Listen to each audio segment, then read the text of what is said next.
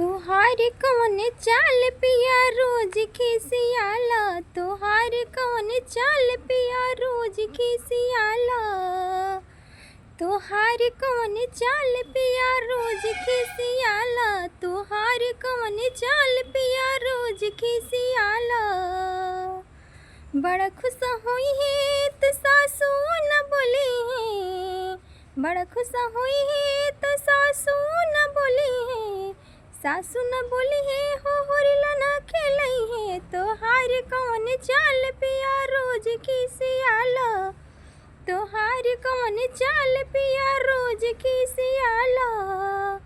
बड़ा खुश हुई है तो गोतिन न बोली है, बड़ा खुश हुई है तो गोतिन न बोली है, गोतिन न बोली है हो चूल्हा अलगा चोरी है। तोहार कौन चाल पिया रोज खिसियाला, तोहार कौन चाल पिया रोज खिसियाला।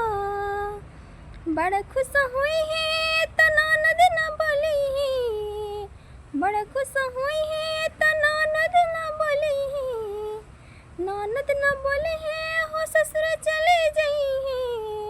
बड़ा खुश हुई है तो ननद न बोली है, ननद न बोली है हो ससुर चले गई है। तोहार कौन चाल पिया रोज खिसियाला, तोहार कौन चाल पिया रोज खिसियाला, तोहार कौन चाल पिया रोज खिसियाला। हेलो दोस्तों, हमारे चैनल को नीतू भोजपुरिया का चैनल है, सब्सक्राइब कर लीजिएगा।